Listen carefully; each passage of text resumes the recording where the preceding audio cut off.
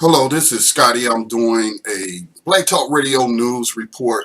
This is actually from the class that we do every Saturday through the Black Talk Media Project. It was a subject matter that I just wanted to inform people about that is interested in getting into new media and building their own platforms. And so what I wanted to bring to their attention, obviously, as you can read in the title, net neutrality under Trump and Republicans as the new FCC chairman, who is a Republican. His name, let me pull up his name right quick. I haven't committed it to memory yet, but his name is Ajit Pai. He's 44 years old, a Republican lawyer who has served as a FCC commissioner since 2012. And he is now the chairman, and he does not support net neutrality. And for those who don't understand these terms, you need to familiarize yourself with these terms, especially if you're a media producer who runs your own platform. If all your media is produced through, let's say, Facebook, produced through YouTube, some of the major big media platforms, you'll be okay because Google will be able to pay the extra fees if they kill net neutrality or weaken it such that they can start basically censoring information. And so this is very important, especially to non-traditional media, meaning non-white media. Again, I've often pointed people to the 1996 Telecommunications Act, which basically killed off or hampered the ability for black radio stations, and I'm talking terrestrial radio stations, to compete for advertising dollars when you had big corporations like Clear Channel, which is now iHeartRadio, now able to own up to 8 stations in any given market. So if you're an independent, let's say, black radio station owner, and you exist because of these corporations putting ads on your stations, and now you got to compete with this big corporation that then has several stations in your locations. That is what the 1996 Telecommunications Act did. It was a bipartisan effort. Those who know me and follow my podcast and broadcast know that I am not a partisan person. I don't play those type of political games. These people work together to oppress people. All right. So this is very important to what we do at Black Talk Radio Network. We maintain our own platform, and so going back to the 1996 Telecommunications Act, it killed off black radio. So then what did some of us do? We gravitated towards the internet. Internet radio and podcasting became an alternative way for us to get out these independent black voices or black produced media that's being produced by black people for black people. So the internet has been like a saving grace. But if they weaken net neutrality, laws that were put in place during the Obama administration, one of the very few positive things to come out of his administration. But if they get rid of the net neutrality policies or weaken them, that could basically mean that Black Talk Radio Network and some of your other favorite alternative media sites like Black Agenda Report, other popular ones like Breaking Brown or Your Black World, the Griot, sites like that, platforms like that, that target black people, they'll be okay because, see, they're owned by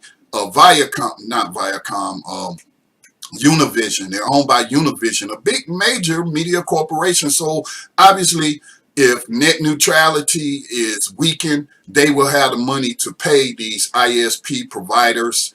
That would be like your Verizon, your Sprint, anybody that has a large consumer base that utilize their services to access the internet. So if they start charging people fees in order to deliver content fast through their network, and then if, let's say, you go to the open internet and you want to go to sites like Black Talk Radio Network, Black Agenda Report, and then those will take forever to load, and you probably will abandon them. It'll just become a hassle. And so this is part of the way that they're trying to take over media in this country, how they are trying to shut down independent media. They already blame independent media, alternative media, calling it, saying that they were pushing fake news and cost Hillary Clinton the election, when in fact these websites and platforms were just simply pushing truth. It's up to the individual to fact check, and I know Black Agenda Report does excellent journalist work. For them to end up on that list is just ludicrous, but the stage has already been set to silence the voices, because independent media is gaining a bigger influence through the internet. So now the Obama administration going out the door with their new NDAA 2017 National Defense Authorization Act, where they talk about propaganda and targeting people who produce media that they consider to be subversive to the USA Inc. Then they put things in place to where we could be declared enemy combatants and thrown into prison. Dave Otando radio show hosted on Black Talk Radio Network. He did a show the other day called The Open State of Fascism, and he was going through a list of identifiers when you live in a fascist state.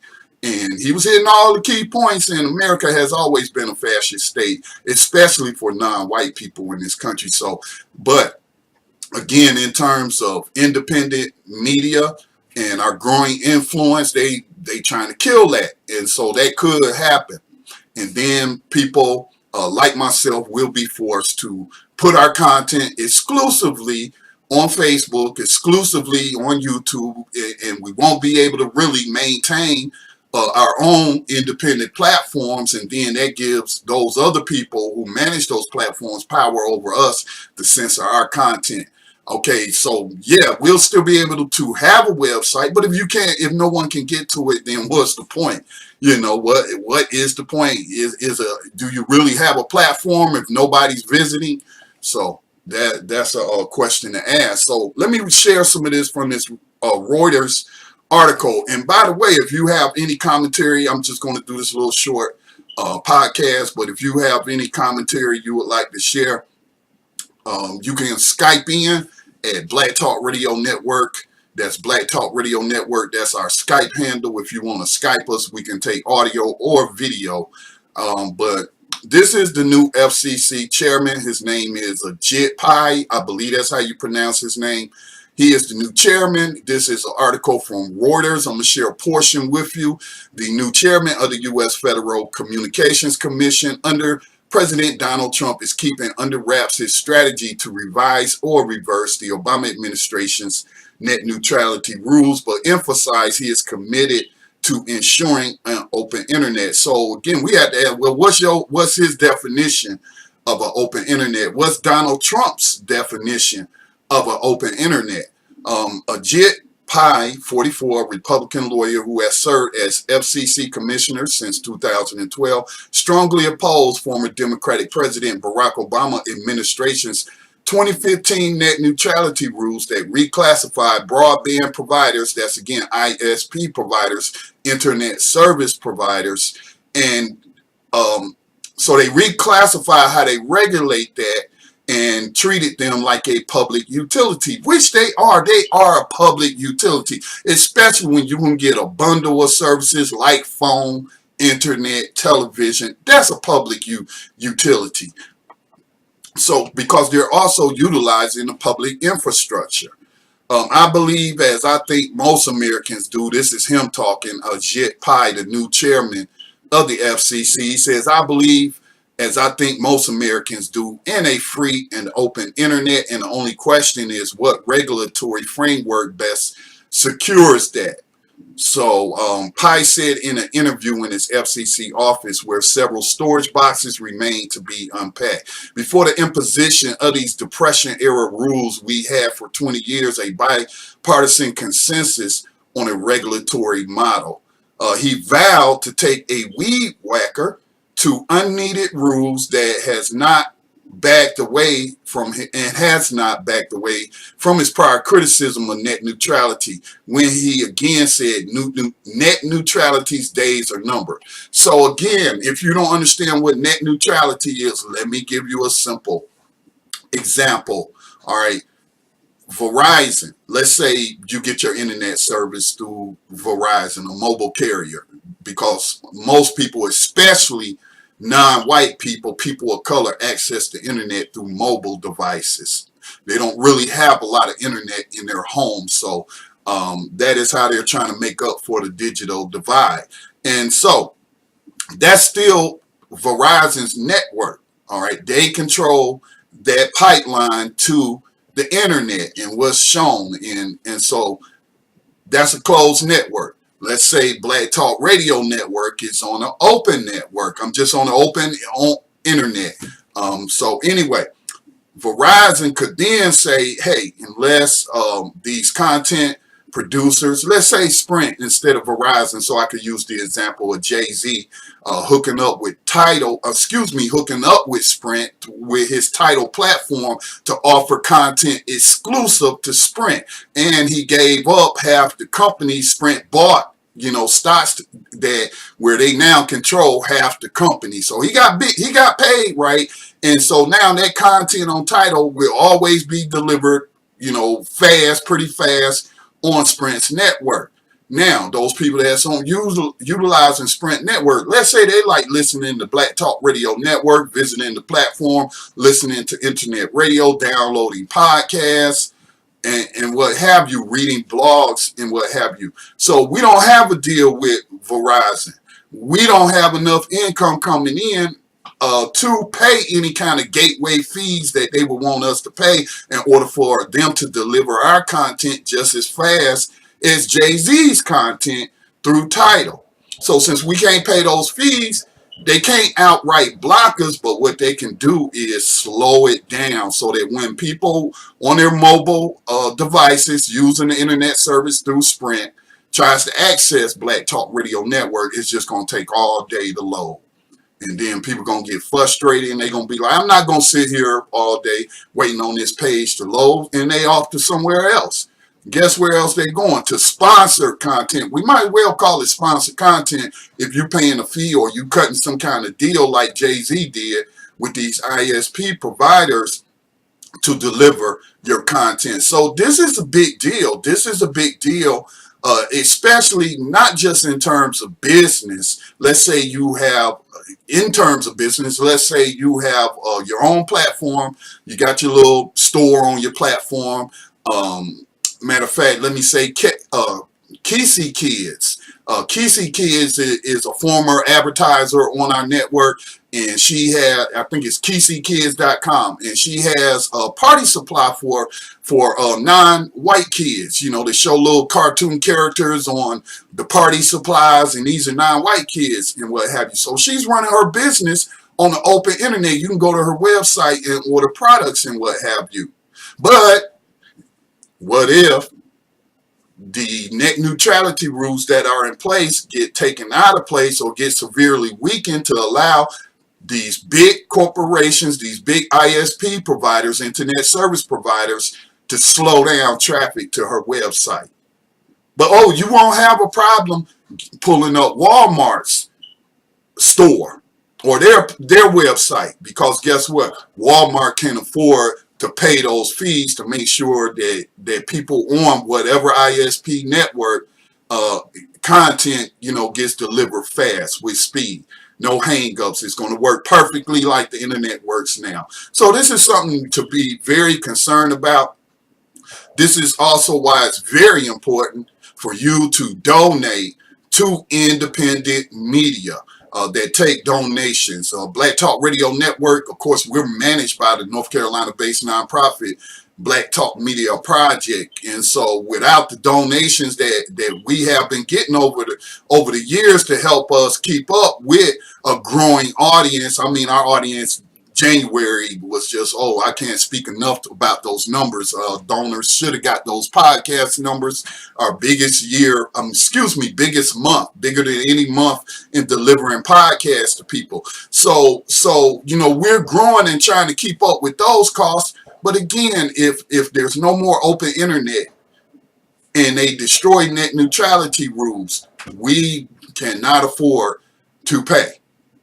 I'm sure NPR, they get donations from these other big foundations like the Arthur T. Viney Foundation and what have you. So I'm sure those people with deep pockets will make sure you'll still get your national public radio and your public, public broadcasting system, PBS.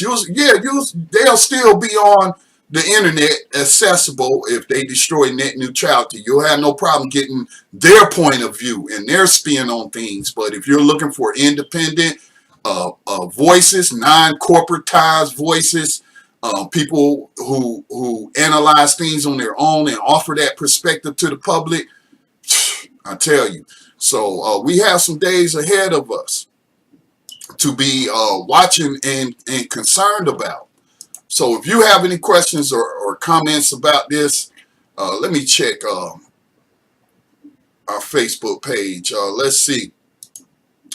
We got a comment from Otis Griffin. Taxpayer funds created the net.